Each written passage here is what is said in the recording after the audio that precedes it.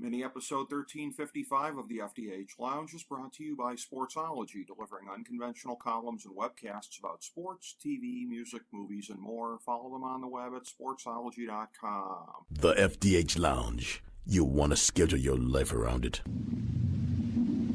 A long time ago, on a gloomy, wet Cleveland spring night, two men stand alone amidst the late-night drizzle. Their voices echo across the vacant station parking lot as they debate the merits of the great American radio show that have been missing for far too long. On that night, an idea was born. That idea became the FDH Lounge.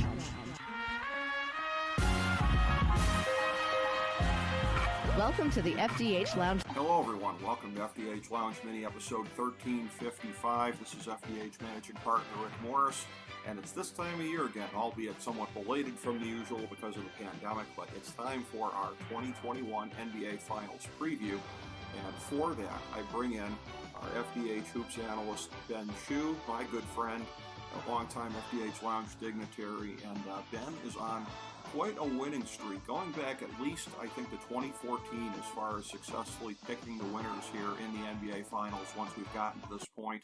So I look forward to this. This is a discussion long in coming here, as we have anticipated what the Finals was going to be. We've seen the brackets on both sides decimated by injuries. The shadow of injury hangs over the NBA Finals as we come in.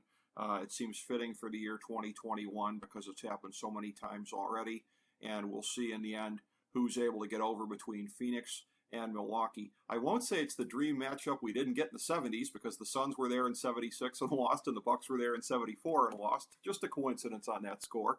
But I bring in, again, a fellow who knows something about that and much, much more, a resident hoops historian, Ben Chu. Ben, how you doing today, buddy?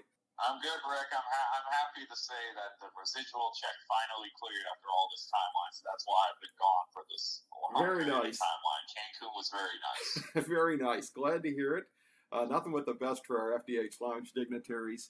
And as we come into the finals, this is one where I have to tell you, this kind of a matchup, and if the teams were both at full strength, and of course we don't know about the Greek Freak at this time and what his status is going to be, but if they were both at full strength, it would be very, very unique for any matchup that we've seen in any championship in recent years in any sport in terms of, I will go back to our team ultimate quantitative baselines that we do, our look at mostly the advanced statistics of the teams involved coming in here. So we, of course, have this posted on the main page at fantasydrafthelp.com, our 2021 FDH NBA Playoffs cheat sheet.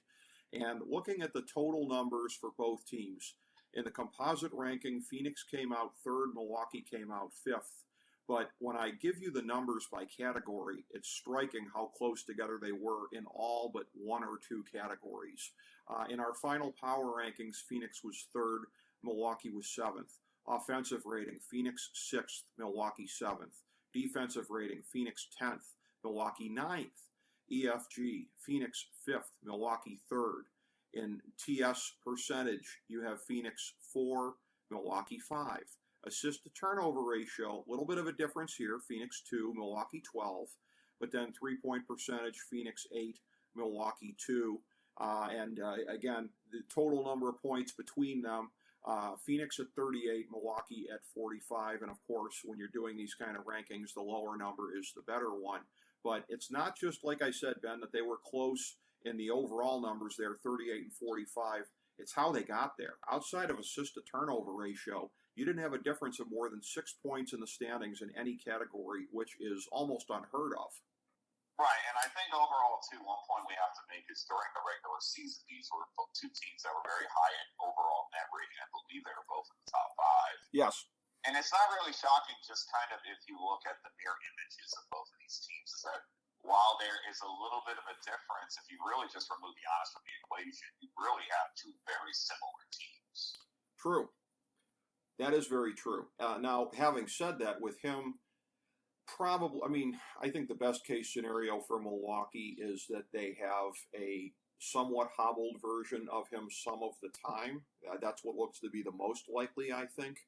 But you look at the way that they put away Atlanta in the Eastern Conference Finals, where Lopez and Portis were able to just bully their way kind of down low. A little different when you got a guy named DeAndre Ayton on the other end who's come into his own for Phoenix. So Milwaukee's path to victory in the East is going to have to be different than their path in the finals if they have one. Again, if Giannis is at limited or no strength. Right, and I think just judging off of his injury, which was a hyperextension with no ligament damage, I would make the argument that Giannis will probably be back. I'm going to guess that Bucks, just out of courtesy for his overall health in the series, will probably hold him out of Game 1, which is on set for a Tuesday, July 6th. Mm-hmm. But I'm going to guess he will probably play in some capacity in Game 2 and in Game 3. At least will be closer to 80 to 85% sure. The question is the severity of the injury, a hyperextension of that knee and foot region. I've had that sort of injury in the past. Mm-hmm. Now, obviously, I do not have NBA medical trainers and injury gurus on my side, but it takes a while to fully recover from an injury like that. But just judging from how he was walking around during the Atlanta series, it doesn't strike me that Giannis is significantly injured, I would say. Okay. He's clearly being hampered by it, but we will still not fully know that until he gets out on the floor. Okay. And again, since you mentioned that, let me follow up.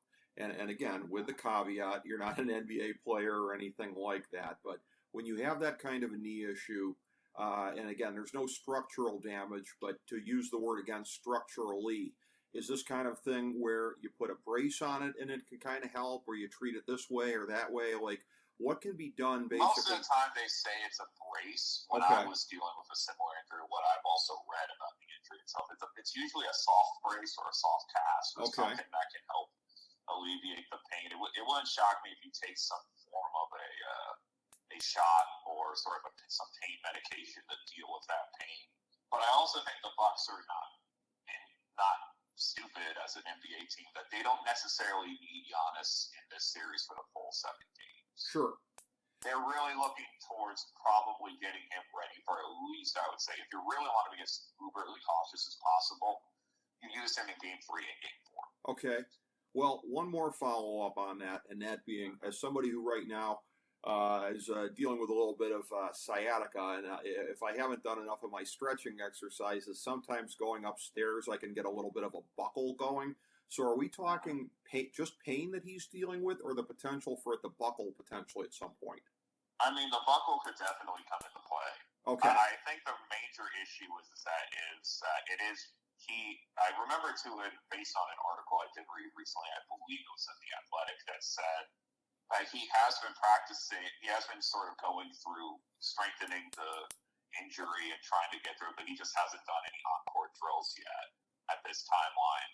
But I'm going to guess at this point the Bucks are not going to really have to focus on practicing Giannis that much. I think they're just mainly trying to determine when is the earliest he can come back and make an impact in the series. Because if we're being honest, and I've discussed this off air with you and other people, is that the road for the Bucks to win the series is very simple. All they have to do is win one game early in the series in Phoenix, and then win your home games, and then you win the series in 6. Sure.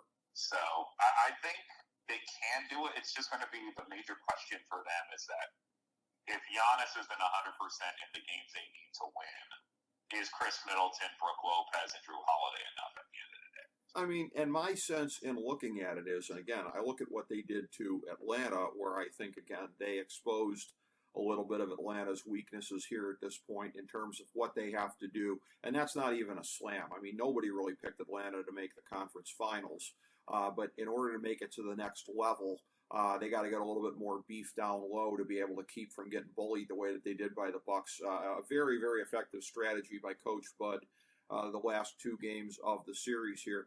Meanwhile, like I said, with Ayton, the way that he has really come into his own for Phoenix, that's not going to be an option there. I mean, I look at this, and again, if Giannis is little to even moderate of a factor in this series, I don't have any problem whatsoever saying that I think the Suns are the strong favorites. Do you feel the same? I feel like the Suns are overall the best team of the entire playoffs period, just for what they've been able to deal with, what they've been able to play. Sure. I'm saying, in terms of just the raw odds that I've seen, the Ringer playoff odds for them is 38. I saw the 538 odds is about 90-ish% for the Bucks. I think value-wise, Rick, and we mentioned and talked about this, I think the odds are incorrect here, only because of their regular season matchups. They played twice in the regular season. One game, the Suns won by, I believe, 2 points, and then in the other game, the Suns also won that by differential, I think, of 1 point, but that was in overtime. So my argument at this point is I think the Suns are the better team and should be favored appropriately. Mm-hmm. But I'm looking, if you were to tell me that the Bucks are a 38% odds to win this series at this period of time, I don't think that's correct. Okay, let's take it this way then. If it turns out that Giannis doesn't play or is able to play but is basically completely marginalized, do you think that 38 still stacks up? I honestly just don't think so overall, because I think the totality of the Bucks and what they're able to do against the Phoenix Suns is a little bit better than people can imagine. Because if you look at the strict matchups of the series of the three best Phoenix players, which would be Chris Paul, Devin Booker, and DeAndre Ayton, against the Bucks, who essentially have Jrue Holiday, Chris Middleton, and Brook Lopez. Stylistically, they mirror each other pretty much the same.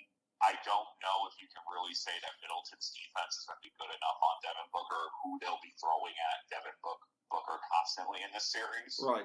But the real question, and ultimately I think the X factor of the series, is going to be Jrue Holiday for the Bucks, because the issue that the one thing that Chris Paul was able to do time and time again in the series against the Clippers and the series against the Lakers was just get past really bad perimeter defense. Right. And one thing we do know about Jrue Holiday is that he might not have an offensive impact on this series, but it's going to be his job to stop Chris Paul at the end of the day. Sure. And that's going to be quite a matchup there, no question about it.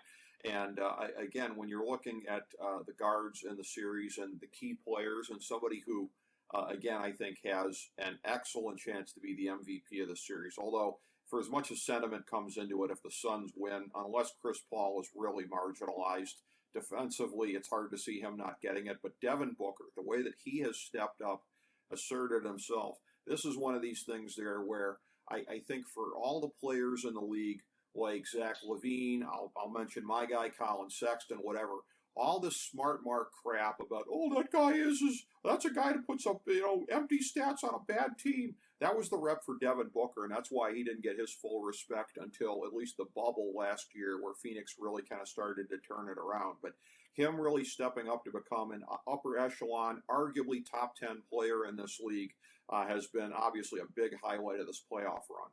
Right, and I think the big thing for Phoenix is they're going to go how Devin Booker goes in this series, because if Chris Paul is neutralized by Jrue Holiday, it's going to come down to, will Devin Booker be able to carry them for lengthy periods of time? We've seen it with the Bucks that Middleton has been able to play into that role. But I think the most impressive thing with Booker this season is that you can just tell that he is recognizing how to get to his spots on the floor that he needs to score, and when to be aggressive and when to be backed off a little bit. Obviously, it helps a lot when you have Chris Paul, who is arguably, if he wins the finals, one of the top 5 point guards in NBA history. Yeah. That it takes a lot of pressure off of Booker, off ball. But the one thing that you do have to give Booker credit for is that he is seeing the floor a lot better. He's trusting his teammates a lot better. And I feel like we don't talk about VPs and GMs enough in this part of the playoffs, because we tend to focus on coaching and all these other things. But James Jones has done a fantastic job of essentially rebuilding this team from scratch and just putting sort of the core guys together. And let's not forget Rick Morris. About 5 years ago, there was discussions that the Suns were an absolute laughing stock, and if they did not get a deal with the at that point talking stick arena, there was discussion that they would be moved at some point. But even Sarver himself, Robert Sarver, their current owner, I believe chairman, had threatened to move the team to Seattle at that point. So this team has done a complete 180, and I figure we're going to get to coaches in probably a minute or two, but it feels like to me that the Suns are going to go how Devin Booker goes for this series. I agree with that. And as far as it goes, yes. I mean, I'm a big James Jones guy as one of the key behind-the-scenes contributors to my favorite team of all time, the 2016 Cleveland Cavaliers. James Jones as a player with some people made the joke about, oh, he got all those rings and with LeBron.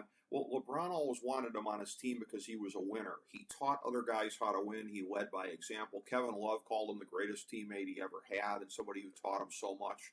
So James Jones thriving in a situation that he got to accidentally is not even a complete surprise. Remember, he was just a guy in the front office who ended up being the acting GM when they S-cammed somebody, and he ended up getting the job full-time because he did so well. Robert Sarver, to me... At the time, that was a former Suns GM, Ryan McDonough. That's right, who actually did bring in some of these players here and does deserve some of the credit. Yeah, McDonough also did draft Booker in this timeline, too. But Jones says, remember, too, and we'll note this, too, is that he was very criticized for... He wasn't really criticized for the Aiden pick, but there was discussions that maybe they should have gone away with Aiden. And then obviously he got pretty much ramrodded over the Cam Johnson pick, and Cam Johnson has completely panned out for the Suns at this time. He has. And, and more about those guys in a second. But, yeah, James Jones, deserving of all his accolades. Robert Sarver, to me, is sort of the Jimmy Haslam of the NBA, of somebody who got lucky by, he's got the right people in place. Robert Sarver's not any smarter today than when that team was a dumpster fire, but all he's got to do is sign the checks and get out of the way. So it shows that there's hope for any team if you have an owner who has the paycheck writing capacity to be able to do that. These coaches, it's going to be an interesting matchup. Coach Bud for Milwaukee, who has been oft criticized for the way that the Bucks have come up short over the years. But he's had, by and large, a pretty good playoff run. I wouldn't necessarily say they're there because of him. Outside of maybe the last two games of the East Finals with the adaptations that were made. Monty Williams for the Suns has just been brilliant. The right man at the right place at the right time, it seems like, for that team.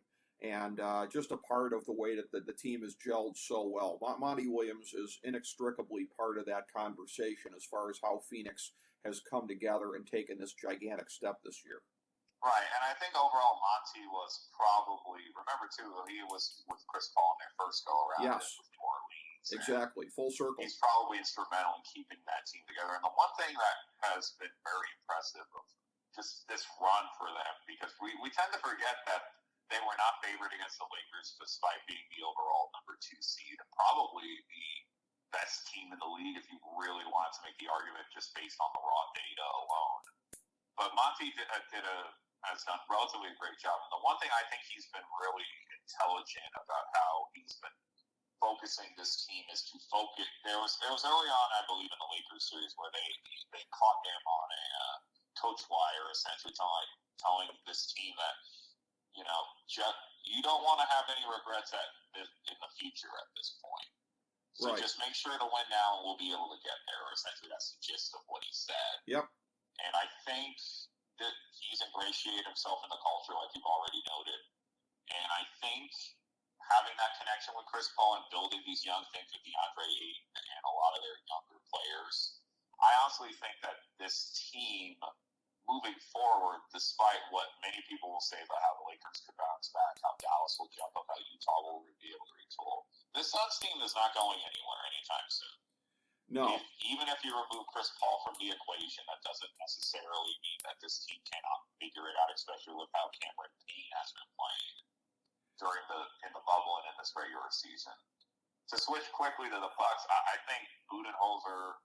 I've gone on record and we've discussed that I thought he was too overly focused on following his sort of coaching narrative of the San Antonio way, which is I'm not going to change anything that's worked before or it's not going to work in the regular season of the playoffs or any sort of these little machinations. Right. But to give him credit, he did do a couple of things in a couple of these series that do need to be pointed out.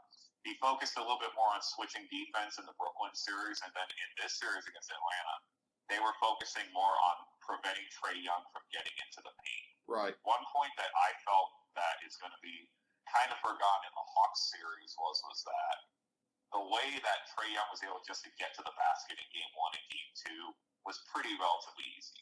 And then you could start to see Coach Bud and then focusing on switching defense and preventing that penetration and forcing Trae Young to kick the ball out a lot more to his shooters. And at that point, if you're making Trae Young more of a perimeter player, very similar to how Steph Curry works, if you're forcing him out and forcing him to constantly make shots, that's not a winning combination. But Coach Bud deserves a lot of credit, and just overall his sort of use of the rotation has, in my opinion, been a lot better in comparison, and playing guys like Giannis a little bit more, and Middleton a little bit more. Because one of the criticisms we talked about in the bubble was that Coach Bud played his starters too little. And then now you're seeing guys like Giannis and Middleton get 39, 40, 41 minutes in the game. It's the playoffs. Right. You have to play your stars at this point. You do. Yeah, and I agree with you about Phoenix not going anywhere, and that, again, what Chris Paul is, I'm sure probably at his age, not a part of the long-term future of this team. That said, once you have a championship team there with the young pieces in place, you become a magnet for other players to come in. They're going to be fine moving forward. They're going to be a team that is going to be in the championship conversation many years to come. And and that would have sounded completely insane even 12 months ago. But here we are. And if you know too, Rick, and we've discussed this off air, is that roster is pretty much already locked in. Yeah. For the next couple of seasons. And you got to give James Jones credit. A lot of people thought that Jay Crowder's signing wasn't the greatest either, but Jay Crowder has been instrumental in 2 different clinching series games for the Suns in this thing. And if you look at the team just overall, there's a lot of guys who are on this roster who don't get that much playing time, who are really solid NBA guys like Langston Galloway and Frank Kaminsky, right? Who can be guys who come off the bench and can make big adjustments too. Etuan Moore has been helpful in a couple of these recent series. So it feels to me that Phoenix is built for the future, and the Bucks are built for the future too. And I think you're gonna. This would not shock me to see the Suns or the Bucks back here again next year, but there's still a lot to be choking out even with these finals at this point. Absolutely. So, and before we make our final turn here in the analysis, the one last X's and O's thing I want to get to here is what's fascinating to me, especially if Giannis ends up being marginalized, which I think it's fair to say he's going to be. The only question right now is how much he's able to play, how much he's able to be efficient and close to what we're used to seeing from him. So that makes, as you said before, down in the pivot there with Brook Lopez and DeAndre Ayton, and you mentioned a little bit of kind of mirror type stuff there as far as that goes. Russ Cohen and I, when we were doing our Stanley Cup final preview, we were talking about the Montreal young forwards having to sort of channel their future selves if they were going to have a chance, and we saw how that played out. But so Ayton, I'm not saying that he necessarily has to channel his future self as much as just keep on with the rapid advancement that he's been making in the playoffs here. If he looks like his present self, that'll probably be good enough. For Brook Lopez, it's a little bit of kind of rediscovering what he used to be.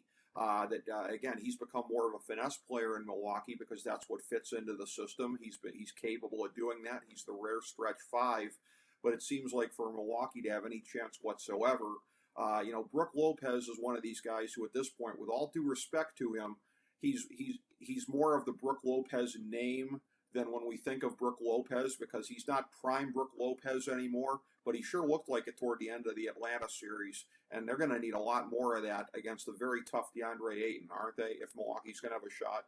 Yeah, I think he has to for Milwaukee to win this series, because one of the weaknesses of not necessarily the Suns, but of their playoff run so far is that if you look at the centers that DeAndre Ayton has to compete against, none of them were really, truly great scoring centers outside of Nikola Jokic. But Jokic, I don't even think of as a guy who could get 30 or 40 consistently on every given game he's out there, even if he is the MVP. It's ultimately, I think, going to come down, if you're going to look at these two players, you're going to have to look at the big thing for DeAndre Ayton in the Clippers series is he's able to get offensive rebounds and kept plays alive, gave Phoenix a bunch of extra possessions. Especially how we treat Brook Lopez, we tend to forget he's actually a very good rebounding center. He had a couple of seasons where it was over 8+ rebounds. Yes.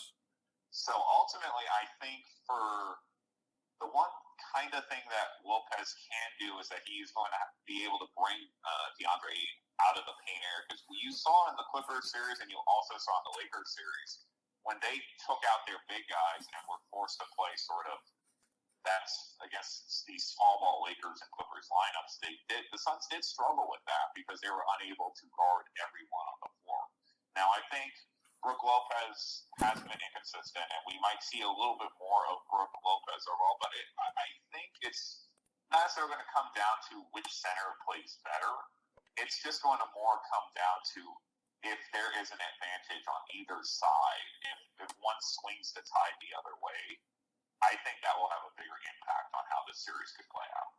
Well, and I'm not saying that this is going to be the most consequential center matchup since Moses Kareem in '83, but this is the first year since '83, Ben Chu, that a teammate of Shaquille O'Neal's somewhere along the way wasn't represented in the NBA Finals. So there is that.